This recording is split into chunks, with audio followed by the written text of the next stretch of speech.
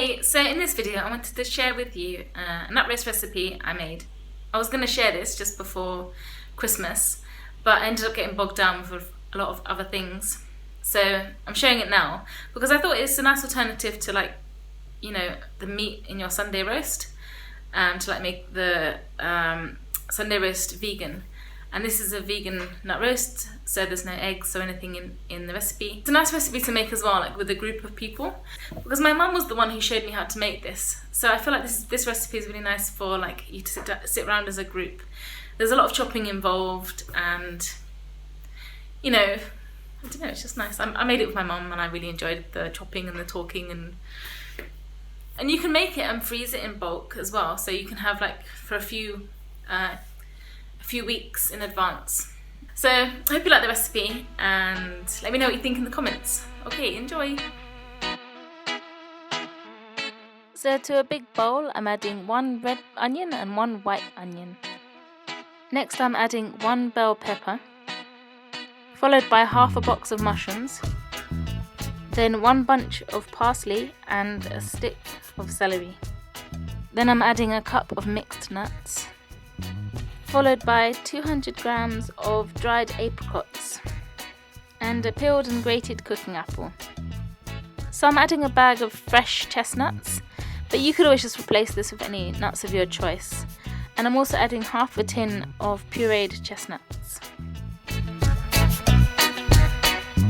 So that was about 100 grams, and I'm also going to add about 100 grams or half a block of blended tofu.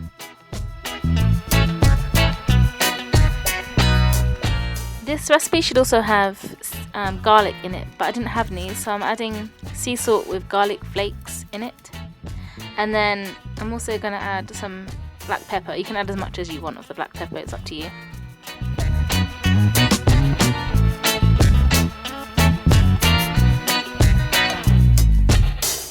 So then I'm going to add 2 teaspoons of dried ginger,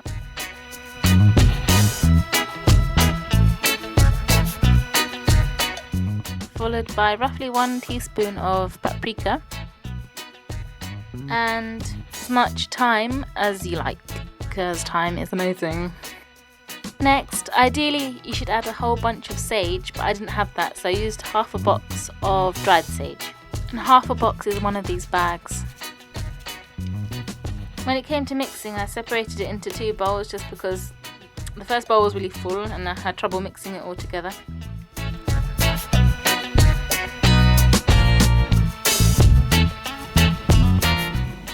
To help it all bind together, I added 2 tablespoons of chia seeds.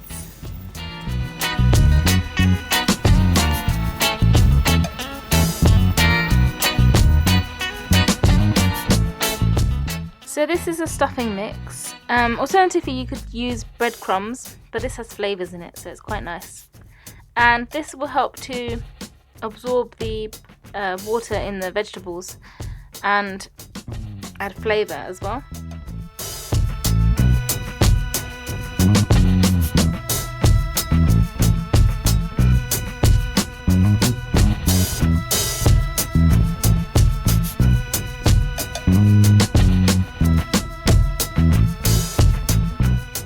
I think you could avoid this step altogether, but I'm adding hot water to moisten the stuffing mix.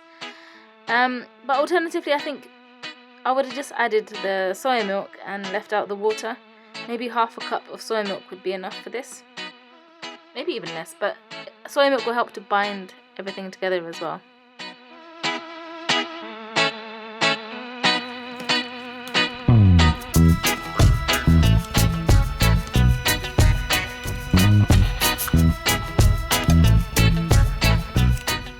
So next, I patted the mixture down and squashed it because I really wanted the chia seeds in the mixture to absorb any excess of water. And I covered it with cling film and stored it in the fridge overnight. So this is actually the whole mixture. I added the 2 bowls back together, and I also added another sachet of stuffing mix to the other bowl, which I didn't show you on camera. So there's 2 sachets of stuffing mix in this mixture.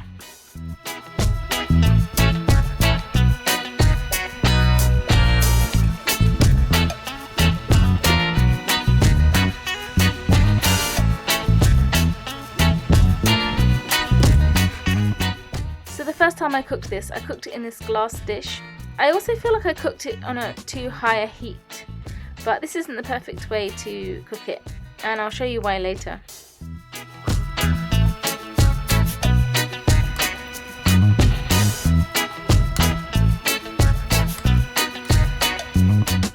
So I cooked this on 200 for about half an hour.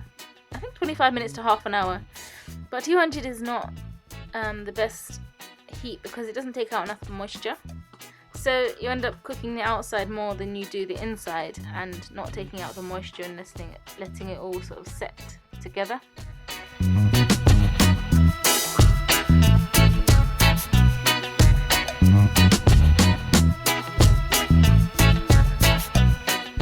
So in my head I was aiming for something that could be sliced, but because I'd put it in this glass dish and I hadn't greased it, and obviously it was sticky to the glass, it wasn't the ideal way to cook it. And then, as I said, I didn't cook it for long enough or on a low enough heat, so it didn't quite set. As you can see here, it's still quite moist.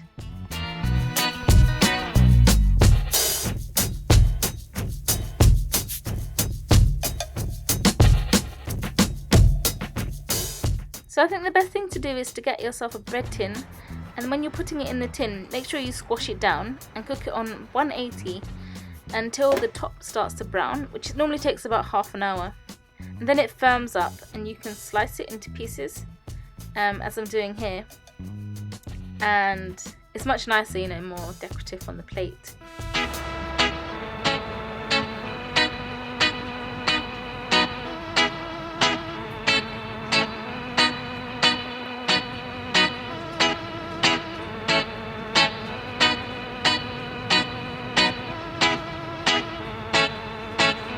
So if you liked that video, please give this video a like. If you didn't like it, feel free to comment and let me know what you think and how you think I could improve it.